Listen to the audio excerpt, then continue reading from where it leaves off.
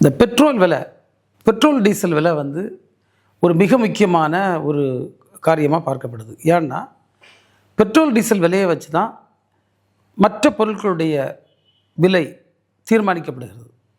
ஏன்னா எந்த ஒரு பொருள், ஒரு உற்பத்தி செய்ய பொருள்னா கூட, அதில் வந்து ஒரு விவசாய உற்பத்தி பொருள்னா கூட டிராக்டர் ஓடணும், அந்த இடத்துக்கு மக்கள் போய் சேருவதற்கு வாகனம் வேணும், அந்த விளைஞ்ச பொருட்களை சந்தைக்கு கொண்டுறதுக்கு வாகனம் வேணும். ஸோ எல்லாமே இந்த வாகன போக்குவரத்தை டிபெண்ட் பண்ணி இருக்குது.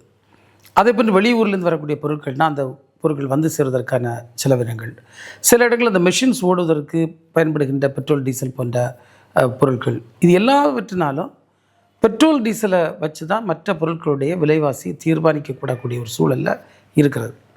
எனவே தான் கடந்த காலங்களில் பார்த்திங்கன்னா பெட்ரோல் விலை கொஞ்சம் ஏறினாலே மிகப்பெரிய போராட்டங்களை இந்த நாடு சந்தித்திருக்கிறது. இந்த நாடு மட்டும் இல்லை, உலக அளவில் சந்தித்துட்ருக்கோம். ஆனால் தற்போது அதுக்கு நிலை என்ன? இப்போ பார்த்திங்கன்னா க்ரூட் ஆயில் வந்து உலக சந்தையில் என்ன விலைக்கு விற்கிது, அந்த க்ரூட் ஆயிலை வாங்கிட்டு வந்து இந்தியாவில் இருக்கக்கூடிய ரிஃபைனரிஸ் அதை பெட்ரோல் டீசலாக பிரித்து அவர்கள் விற்கிறார்கள்.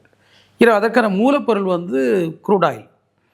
உலக சந்தையில் க்ரூட் ஆயில் என்ன விலை இருக்கிறதோ அதை பொறுத்து தான் நம்முடைய நாட்டில் வந்து பெட்ரோல் டீசலுக்கான விலையை நிர்ணயிப்பது காலங்காலமாக நடந்து வரக்கூடிய ஒன்று. இப்போ பார்த்தோன்னா க்ரூட் ஆயில் வந்து உலக சந்தையில் குறைந்த விலைக்கு விற்கிறது. $60 முதல் $70 ஒரு பேரல் க்ரூட் ஆயில். ஆனால் இந்தியாவில் பெட்ரோல் வந்து $108 விற்பனை ஆகிறது. 2014 நீங்கள் பார்த்திங்கன்னா க்ரூட் ஆயில் வந்து ஒரு பேரல் ஒன்றுக்கு $147 அளவுக்கு உயர்ந்தது. ஃப்ளக்சுவேட்டிங் 110, 120, 147 வரை போச்சு. ஆனால் பெட்ரோல் விலை 72, 73 மேல் போனதில்லை. இப்போது $147 விற்ற நேரத்தில் பெட்ரோலில் 72, 73, $60, 70 பேரல் போகக்கூடிய நேரத்தில் $108 பெட்ரோல்னால் இது எவ்வளோ பெரிய வேறுபாடு! ஏன் இந்த விலை இறங்கிய நேரத்தில் மோடி அரசு இதற்கான விலையை குறைக்கவில்லை? இதான் நம்ம முன்னால் இருக்கக்கூடிய கேள்வி. 147 விற்ற நேரத்திலும் இப்போது 60, 70 விற்கக்கூடிய நேரத்திலும் இந்த கம்பெனிகள் வந்து நஷ்டத்தில் இயங்கினதில்லை. அன்னைக்கும் லாபம் தான், இன்றைக்கும் அதீத லாபத்தை எடுத்து கொண்டிருக்கிறது. நம்ம ஒரு ஒப்பீட்டளவில் பார்த்தோன்னா இன்றைக்கு குறைந்தபட்சம் 1 லிட்டர் பெட்ரோல் வந்து ஒரு 30, 40 குறைவாக விற்க முடியும். அவ்வாறு இந்த மோடி அரசு விற்கலை.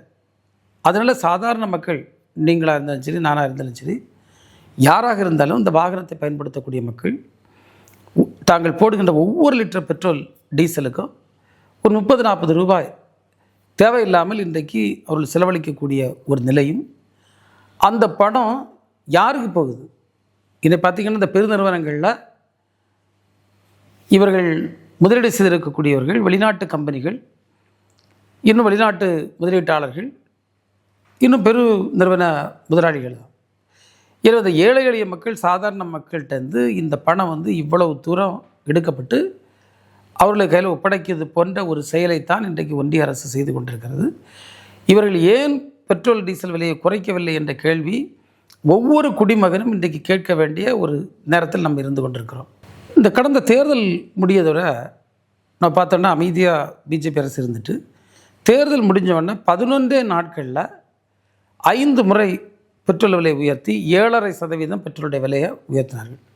அந்த விலை உயர்வுக்கு முன்னால் ஒரு மிகப்பெரிய பொய்யையும் அந்த பெட்ரோலியத்துறை அலுவலர்கள் சொன்னார்கள். அது என்னென்னா, பெட்ரோலிய நிறுவனங்கள் வந்து 30,000 கோடி ரூபாய் நஷ்டத்தில் போயிட்டுருக்கு என்ற ஒரு கட்டுக்கதையை அன்றைக்கி வெளியே விட்டாங்க. ஏன்னா மக்கள்கிட்ட வந்து நீங்கள் தயாராக இருங்க, நாங்கள் விலை கூட்ட போகிறோம் என்றை மறைமுகமாக சொல்லுகின்ற விதத்தில் அவருடைய ஸ்டேட்மெண்ட் இருந்தது. ஆனால் உண்மை நிலவரம் என்ன? நீங்கள் பார்த்தீங்கன்னா சென்ற ஆண்டு IOCL நிறுவனம் வந்து 43,000 கோடி லாபத்தை ஈட்டியிருக்கிறது. பாரத் பெட்ரோலியம் வந்து 25,843 கோடி லாபம் ஈட்டியிருக்கிறது. ஹிந்துஸ்தான் பெட்ரோலியம் வந்து 18,046 கோடி லாபம் ஈட்டியிருக்கிறது. இவ்வளவு லாபம் ஈட்டிகிட்டு இருக்குது. அவர் இப்படிப்பட்ட ஒரு விளக்கத்தை சொல்லார். அதுக்கு பிறகு தான் இப்போ வந்து இந்த அளவுக்கு கச்சா எண்ணெயினுடைய விலை உலக சந்தையில் குறைஞ்சிருக்குது. இந்த விலையை ஒரு 7.5% விலையை வந்து 11 நாட்களில் உயர்த்தியவர்களால் இவ்வளவு தூரம் க்ரூட் ஆயில் விலை குறைந்த பிறகும் அதனுடைய பெட்ரோல் டீசலுடைய விலையை குறைக்க வேண்டும் என்ற எண்ணம் ஏன் வரவில்லை என்பது நம்முடைய கேள்வி.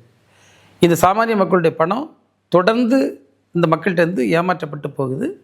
பொதுமக்கள் கண்டிப்பாக இது ஒரு விழிப்போடு நம்ம எடுக்கணும். ஏன்னா நம்ம ஒவ்வொருடைய உழைப்பிலிருந்தும் ஒரு மிகப்பெரிய தொகை இன்றைக்கு இந்த அநியாயமாக நம்மகிட்ட எடுக்கப்படுகிறது. இதோடு பார்த்தோம்னா ஒன்றிய அரசுக்கு இதிலேருந்து என்ன வருவாய் வருகிறது? இந்த பெட்ரோலிய நிறுவனங்கள்லேருந்து அவங்க போடக்கூடிய வரி, அதன் மீது போடப்படக்கூடிய செஸ் போன்றவைகள், இன்னும் டிவிடெண்டு, இப்படி ஒவ்வொன்றாக நம்ம கூட்டி கணக்கு பார்த்து ஒன்றிய அரசு சுமார் 2.8 லட்சம் கோடி சென்ற ஆண்டு அரசிற்கு வருவாயாக வந்திருக்கிறது. இவ்வளவு நிதி வருகிறது. ஆனால் அந்த சுமையை மக்கள்கிட்ட குறைப்பதற்கு ஏன் இந்த ஒன்றிய அரசிற்கு இன்னும் மனம் வரவில்லை?